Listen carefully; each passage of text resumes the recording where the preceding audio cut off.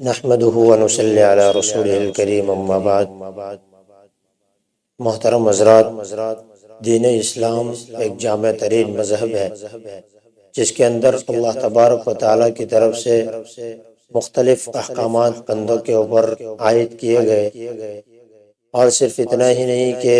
بندوں کے اوپر احکامات عائد کر دیے گئے بلکہ ان کی تکمیل کے اوپر اور اس کو پورا کرنے کے اوپر اللہ تبارک و تعالیٰ کی طرف سے بڑے بڑے انعامات بھی عطا کیے گئے۔ لیکن کبھی کبھار ایسا ہوتا ہے کہ بندے کی طرف سے احکامات کی ادائیگی کے اندر کچھ نہ کچھ کوتاہی ہوا کرتی ہے، بلکہ ہوتی ہی رہتی ہے۔ تو شریعت کے اندر مختلف احکامات کے اندر اور مختلف عبادات کے اندر مختلف طریقوں سے اس کی تلافی کی شکلیں بھی اللہ تبارک و تعالیٰ کی طرف سے عطا کی گئی۔ روزہ ارکان اسلام کے اندر بہت ہی بڑا رکن ہے۔ روزے کے اندر اللہ تبارک و تعالیٰ کی طرف سے بندے کو خود اللہ تبارک و تعالیٰ اپنی ذات کے طور پر بدلے کے طور پر عطا فرماتے ہیں، اور چونکہ روزہ کے اندر بندے کی طرف سے کچھ نہ کچھ کوتاہی ہو ہی جاتی ہے، لغزشیں ہوا کرتی ہیں، ان لغزشوں اور کوتاہیوں سے پاک کرنے کے لیے اللہ تبارک و تعالیٰ کی طرف سے مختلف انعامات اور مختلف شکلیں اللہ تبارک و تعالیٰ سے عطا کی گئی۔ سب سے پہلے ان روزوں کی تکمیل کے اوپر اللہ تبارک و تعالیٰ کی طرف سے دوسرا انعام جو دیا گیا، ایک تو عبادت ہی کی شکل میں دی گئی، وہ عید ہے، اور پھر کوتاہیوں سے پاک کرنے کے لیے بندے کو اللہ تبارک و تعالیٰ کی طرف سے صدقہ فطر کے طور پر ایک اور انعام دیا گیا جو کہ واجب ہے۔ چنانچہ حضرت عبداللہ ابن عباس رضی اللہ تعالیٰ عنہ کی روایت ہے کہ نبی کریم صلی اللہ علیہ وسلم نے روزے دار کو فحش باتوں اور لغویات سے پاک کرنے کے لیے صدقہ فطر فرض کیا گیا بندے کے اوپر۔ جو بندہ اس کو نماز عید سے پہلے ادا کرے وہ مقبول صدقہ ہے، اور جو نماز عید کے بعد ادا کرے وہ عام صدقے کے مانند ہے۔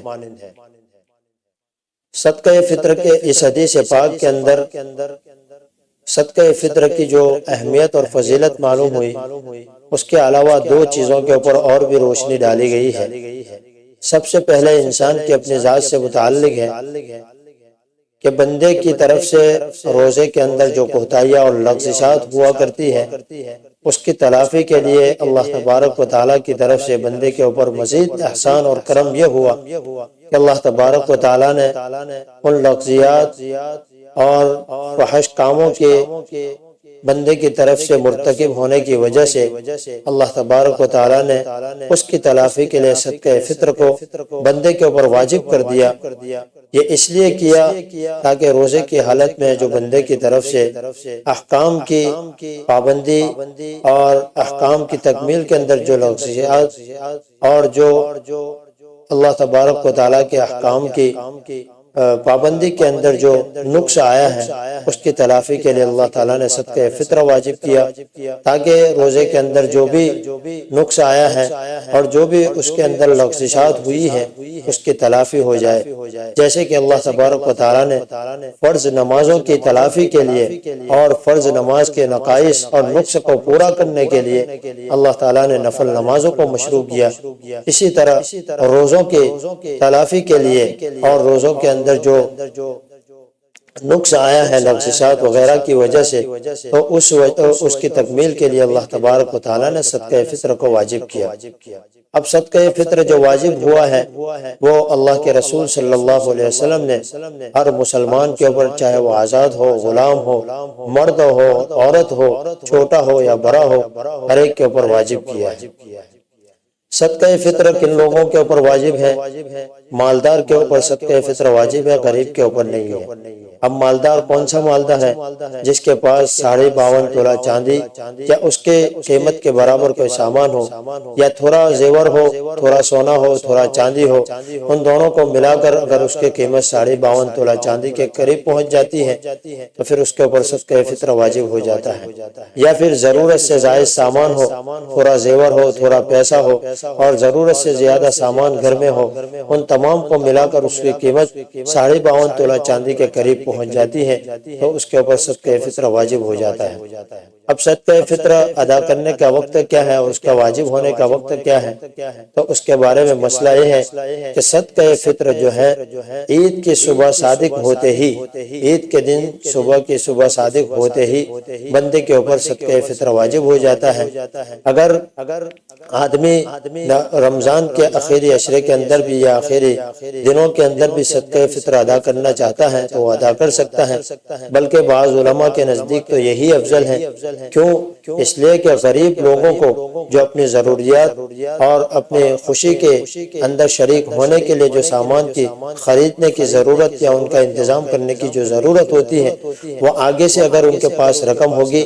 تو وہ عید کی خوشیوں کے اندر مالداروں کے ساتھ برابر شریک ہو سکیں گے۔ اس لیے بعض علماء کے نزدیک تو افضل یہی ہے کہ بندہ رمضان کے آخری عشرے کے اندر ہی صدقہ فطر دے دے تاکہ غریب جو ہے اپنی ضروریات کا سامان خرید دے۔ بہرحال اس کے واجب ہونے کا وقت جو ہے وہ عید کے دن صبح صادق کے ہوتے ہی ہے، اور اس کو نماز عید سے پہلے ادا کرنا ضروری ہے۔ اگر کوئی آدمی نماز عید کے بعد ادا کرتا ہے تو اس کو ادا تو کرنا ہی ہے، لیکن وہ صدقہ فطر پھر نہیں گنا جائے گا، وہ عام صدقوں کے مانند ہو جائے گا۔ اب صدقہ فطر جو ہے وہ کس چیز کے اعتبار سے ادا کرے؟ اگر آدمی کو اللہ تعالیٰ نے استعداد دی ہے، سکت دی ہے، اور اللہ تعالیٰ نے اس کو مال دیا ہے تو اس کو چاہیے کہ جتنا اپنی طرف سے زیادہ صدقہ فطر ادا کر سکے تو کرے، کیونکہ صدقہ فطر ادا کرنے کے اندر غریبوں کا جتنا فائدہ ہو سکے اتنا آدمی کو ادا کرنا چاہیے۔ اس لیے اگر آدمی کو اللہ تعالیٰ نے سکت دی ہے، استعداد دی ہے، اللہ تعالیٰ نے مال دیا ہے تو کشمش وغیرہ کے اعتبار سے صدقہ فطر ادا کرے، اور اگر آدمی کا درمیانی حالت ہے اور درمیانی حالت اس کی ایسی ہے کہ مطلب وہ درمیانی حالت کے اعتبار سے خرچ کر سکتا ہے اور صدقہ فطر ادا کر سکتا ہے تو وہ اس اعتبار سے کرے۔ اب صدقہ فطر کس چیز کا، کس کشمش کا کس اعتبار سے اور کتنی قیمت بنتی ہے، گیہوں کا کس اعتبار سے کتنی قیمت بنتی ہے، اس سے متعلق علماء سے رابطہ کریں۔ ہم جب انشاءاللہ رابطہ کریں گے تو ہم بھی اس کی تفصیل بتا دیں گے آپ کو۔ چنانچہ خلاصہ کلام یہ ہے کہ صدقہ فطر کے اندر اللہ تبارک و تعالیٰ نے خاص دو وجہ رکھی ہے۔ ایک تو یہ کہ بندے نے جو روزے کی حالت میں لغزشات کی ہے، کوئی نہ کوئی کسی نہ کسی جگہ اس کی طرف سے کمی پائی گئی ہے روزے کے اندر، تو اس کی تلافی کے لیے اللہ تبارک و تعالیٰ نے صدقہ فطر واجب کیا ہے۔ دوسرا یہ کہ ہر معاشرے کے اندر، ہر محلے کے اندر، ہر علاقے کے اندر دو طبقے کے لوگ رہتے ہیں، ایک مالدار طبقہ، ایک غریب طبقہ۔ اب مالدار لوگ جو ہیں وہ عید کی ساری خوشیوں کو سمیٹیں گے، اچھے کھانے کھائیں گے، اچھے کپڑے پہنیں گے، اور بھی بہت ساری خوشیوں کے اندر وہ بڑھ چڑھ کر حصہ لیں گے۔ اس کے بالمقابل اسی معاشرے کے اندر، اسی سوسائٹی کے اندر، اسی علاقے اور محلے کے اندر غریب لوگ بھی ہوں گے، تو جو مالدار لوگوں کی یہ خوشیاں دیکھ کر ان کا دل دکھے گا تو انہی کو اپنے خوشیوں کے اندر برابر کا شریک کرنے کے لیے اللہ تبارک و تعالیٰ نے صدقہ فطر کو واجب کیا ہے۔ اس لیے آدمی کو چاہیے کہ صدقہ فطر جتنا آدمی سے جلدی ادا ہو سکے، میں نے شروع میں بتلایا کہ رمضان مبارک کے آخری عشرے کے اندر بھی آدمی اگر ادا کر دے تو بہت ہی بہتر صورت ہے، کیونکہ اس کے اندر غریب لوگ جو ہیں اپنی خوشیوں کا اور اپنے سامان کا انتظام اچھی طرح کر سکیں گے۔ اللہ تبارک و تعالی ہمیں رمضان مبارک کی بقیہ گھڑیوں کی قدردانی کی توفیق عطا فرمائے، اور صدقہ فطر کی اہمیت اور فضیلت جو بتائی گئی اس کے اوپر مکمل طور پر ہمیں توجہ کے ساتھ اس کے اوپر عمل کرنے کی توفیق عطا فرمائے۔ وآخر دعوانا ان الحمد للہ رب العالمین۔